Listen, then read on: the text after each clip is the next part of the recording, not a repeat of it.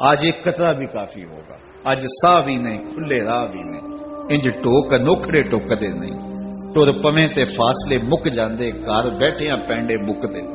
آج قدم قدم چلیں گے۔ ماضی کے گناہ تو ایک آنسو سے دھوئے جا سکتے ہیں نا۔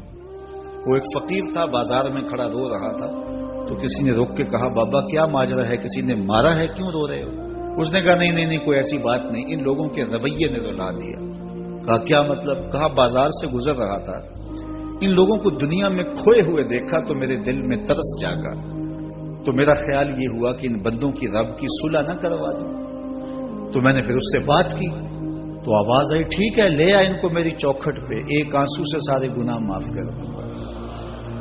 میں بڑا خوش ہوا، میں ان سے بات کی، یہ الٹا میرا مذاق اڑانے لگے، جا بابا کام کر، تجھے کیا پتا دنیا داری کیا ہوتی ہے۔ تو وہ تو مان رہا تھا، یہی نہیں مان رہے، تو مجھے ان کے رویے پہ رونا آ رہا ہے۔ وہ کہتا میں بخشنے پہ آمادہ ہوں، ہم تو مائل بکرم ہیں، کوئی سائل ہی نہیں، راہ دکھلائیں کسے، راہ رب منزل ہی نہیں، جلوائے طور تو موجود ہے، کوئی موسیٰ ہی نہیں۔ وہ تو کہتا میں معاف کر دوں گا، لیکن یہ عجیب ہے کہ یہ آمادہ ہی نہیں، یہ مان نہیں رہے۔ تو مجھے ان کے رویے پہ افسوس آ گیا، ان کے رویے پہ رونا آ گیا، اس لیے میں رو رہا ہوں، ورنہ نے مجھے مارا نہیں، کوئی تکلیف نہیں پہنچائی۔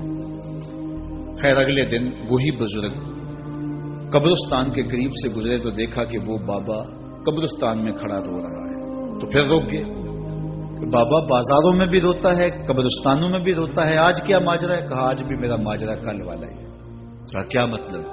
کہا کل بازار سے گزر رہا تھا، ان کو دنیا میں کھوئے ہوئے دیکھا، میرے دل میں ترس جاگا، تو میرا خیال ہوا ان بندوں کی اور رب کی صلح کروا دوں، تو وہ تو مان رہا تھا، وہ بندے ہی نہ مانے، تو آج میں ادھر آ گیا۔ میں نے کہا چلو ان سے بات کرتے۔ آج میرا خیال یہ ہوا کہ قبرستان والوں کی اور رب کی صلح کروا دوں۔ تو کہا پھر آج کیا بنا؟ کہا آج یہ مان گئے ہیں، وہ نہیں مانتا۔ تو صاحبو آج وہ مان رہا ہے، آج ہم مان جائیں۔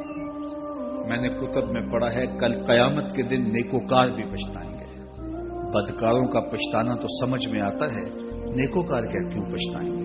جب اپنے اچھے اعمال کی جزا دیکھیں گے تو پچھتائیں گے، جو چند لمحے ضائع کر دیے وہ بھی کیوں ضائع کر دیے۔ قیمتی زندگی ہے، یہ ٹوٹتی سانسیں، ان کی قدر کیجیے۔ ایک بزرگ فرماتے ہیں کہ مجھے اس بات کی سمجھ نہیں آتی تھی کہ جو قرآن نے کہا ان الانسان لفی خسر، بے شک انسان خسارے میں ہے، تو میں سمرقند کے بازار سے گزر رہا تھا تو وہاں ایک آدمی پھٹے پہ برف رکھ کے بیچ رہا تھا اور ساتھ آواز لگا رہا تھا۔ آج کل تو یہاں وہ پاپڑ بیچنے والے بھی کوئی آواز لگاتے، تو وہ برف کے اوپر، برف پھٹے کے اوپر رکھ کے بیچ رہا تھا اور ساتھ آواز لگا رہا تھا۔ آواز کیا تھی؟ ارحمو ارحمو الا من یذوب راس مالہ، او گزرنے والوں میرے پہ ترس کھاؤ، میں ایسا تاجر ہوں جس کا راس المال پگھلتا جا رہا ہے۔ چونکہ یہ جو برف ہے ایسا سودا ہے جو گاہک کا انتظار نہیں کرتا۔ آپ کپڑا بیچتے ہیں، آج گاہک نہیں آیا، ہو سکتا ہے کل دعانے مہنگا بیچ لیں۔ آپ پیٹرول بیچتے ہیں، ہو سکتا ہے کہ کل پڑا 6 روپے اوپر چلا جائے، آپ کا لاکھوں کروڑوں کا فائدہ ہو جائے۔ لیکن آپ اگر برف بیچتے ہیں، آج نہیں بکی تو کل برف ہی نہیں ہوگی۔ تو وہ سل پہ برف بیچ رہا تھا اور ساتھ لوگوں کو دہائی دیتے ہوئے کہہ رہا تھا او لوگو میرے پہ ترس کھاؤ، مجھ سے برف لیتے جاؤ، میں ایسا تاجر ہوں جس کا راس المال پگھلتا جا رہا ہے۔ تو کہتے ہیں جب اس نے یہ آواز لگائی نا تو میرے قدم رک گئے اور میں اس کے قریب چلا گیا اور میں نے کہا کہ مجھے ان الانسان لفی خسر کا ترجمہ سمجھ میں آ گیا۔ جس طرح تیری برف پگھلتی جا رہی ہے، میری زندگی پگھلتی جا رہی ہے، اور اگر تو اب برف وقت پہ بیچ لے، ان پگھلتی برف کو تو درہم کے بدلے، دینار کے بدلے، پارچہ جات کے بدلے، جنس کے بدلے فروخت کر لے تو فائدہ ہو جائے گا، 4 آنے تیرے ہاتھ لگ جائیں گے۔ اور میں بھی ان سانسوں کے بدلے درود پڑھ لوں، ان سانسوں کے بدلے سجود کر لوں، ان سانسوں کے بدلے قیام کر لوں، کسی دکھی کے سر پہ ہاتھ رکھ لوں، کسی پریشان کی پریشانی دور کر دوں تو میری سانسیں کام آ جائیں گی، ورنہ یہ ٹھہریں گے نہیں۔ سوئے ہوئے ہوں تو پھر بھی سانسیں ٹوٹ رہی ہوتی، تو ہم کتنی جلدی موت کی طرف بڑھ رہے ہیں، تو زندگی کتنی مختصر ہے اور ہم کتنے بے پرواہ ہیں۔ آنکھیں اس وقت کھلتی ہیں جب آنکھیں بند ہوتی ہیں، لیکن کیا فائدہ اس وقت کا؟ آج کا پچھتاوا کل کی بہتری کی ضمانت ہے۔ اور آج کے پچھتاوے سے کل کی زندگی کی خوبصورتی نصیب ہو سکتی ہے۔ اس لیے یہ ڈھلتا ہوا سورج، یہ دیکھیں ابھی جب داخل ہوئے تھے تو سورج ابھی سر پہ تھا، لیکن اب سورج درد غروب سے زرد ہو چکا ہوگا اور چند لمحوں کے بعد وہ نگاہوں سے اوجھل ہوگا۔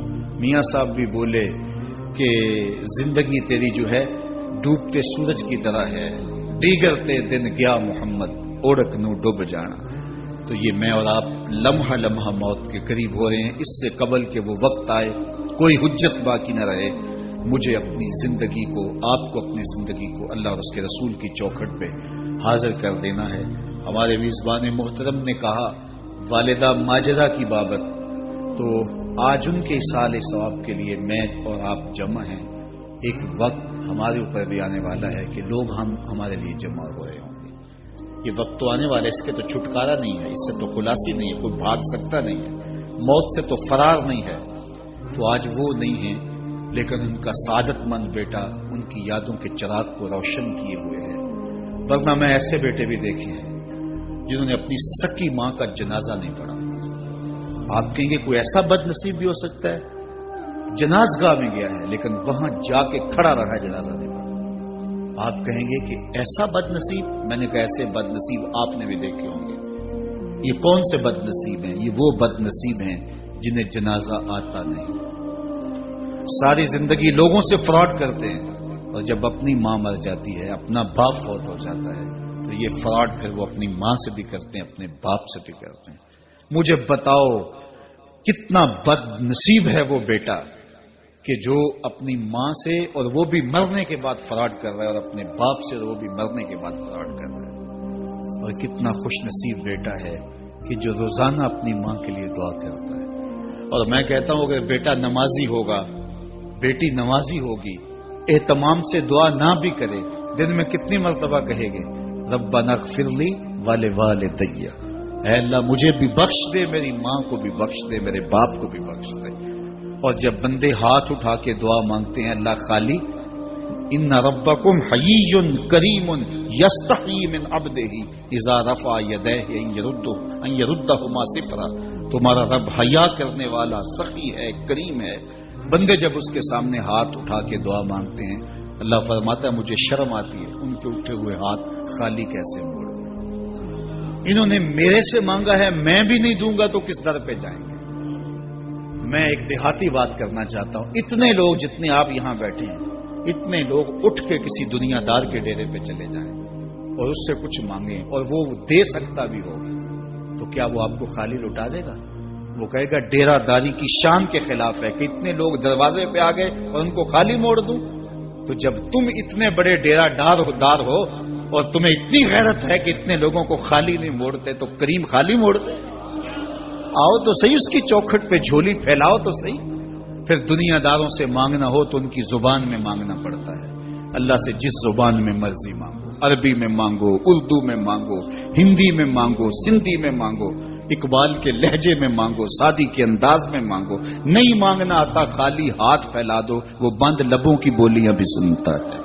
آؤ تو صحیح اس کی چوکھٹ پہ، اپنے ہاتھ پھیلاؤ تو صحیح۔ دنیا داروں سے مانگے تو ناراض ہوتے ہیں، خدا سے نہ مانگو تو ناراض ہوتا ہے۔ اللہ کل ما یابو بکم ربی لولا دعاؤکم، آؤ نا اس کی چوکھٹ پہ، دستے طلب دراز کرو۔ دنیا داروں سے مانگنے کے لیے وقت چاہیے۔ اس وقت تو صاحب سوئے ہوں گے، اس وقت تو ناشتہ کر رہے ہوں گے، اس وقت تو بیوی بچوں کے ساتھ مشغول ہوں گے، لیکن اللہ سے جب بھی مانگو، پچھلے پہر کنڈی کھڑکاؤ، در رحمت کھلا پاؤ گے۔ دن کو مانگو، رات کو مانگو، مانگو تو صحیح، وہ تو اتنا کریم ہے۔ اچھا بت کو سامنے کھڑا کیا ہے اور زلیخا ہاتھ جوڑے بت کے آگے پکار کرتی ہے، روزانہ سے شام کھڑی ہو جاتی، یا صنمی یا صنمی، اے میرے بت، اے میرے بت، بچھڑا ہوا یوسف ملا دے۔ سحر دم تک پکارتی رہتی، عمر بیت گئی، چہرے پہ جھریاں آ گئیں، بڑھاپا طاری ہو گیا۔ ایک دن رات کا پچھلا پہر ہے، بت کے آگے ہاتھ جوڑے یا صنمی کا وظیفہ پڑھ رہی ہے۔ اچانک نیند کا جھٹکا آ گیا، زباں بل کھا گئی، بولی یا سمادی، یا سمادی۔ کہا جبریل جلدی جا، یوسف کے گھوڑے کا رخ موڑ دے۔ یا اللہ تجھے تو نہیں پکار رہی، وہ تو بت کو پکار رہی ہے۔ زباں بل کھا گئی، یا سنمی کی بجائے یا سمادی کے لفظ زبان پہ آ گئے. کہا جبریل اتنا عرصہ ہوا بت کو پکارتے ہوئے, اس نے کوئی جواب نہیں دیا. آج جیسے بھی اس کے لبوں پہ میرا نام تو آیا ہے, اگر میں نے بھی جواب نہ دیا میرے اور بت میں فرق کیا ہوا؟ تو آؤ آج کی اس مجلس میں ہم ان کی والدہ کے لیے دعا مانگیں. اے عرش کے مالک, ان کی والدہ کو حضور کی ماں کا صدقہ جنت کی بہاریں عطا کر. اور ہم اپنے ماں باپ کے لیے بھی دعائیں مانگے. اے اللہ ہمارے ماں باپ کی مغفرت فرما, ماں باپ کی قدر کرو. میں نے یہ بھی پڑھا ہے جو اپنے والدین کے لیے روزانہ دعا مانگتا ہے, والدین زندہ ہوں تب بھی, فوت ہو گئے ہوں تب بھی, روزانہ ماں باپ کے لیے جو شخص دعا مانگتا ہے ساری زندگی اس کے رزق میں بے برکتی نہیں آ سکتی.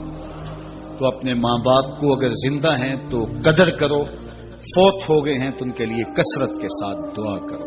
یہ گھنا سایہ ہے. کبھی آپ نے درخت کو دیکھا ہے کہ ساری دھوپ اپنے پتوں میں جذب کرتا ہے اور نیچے بیٹھنے والوں کو چھاؤں دیتا ہے.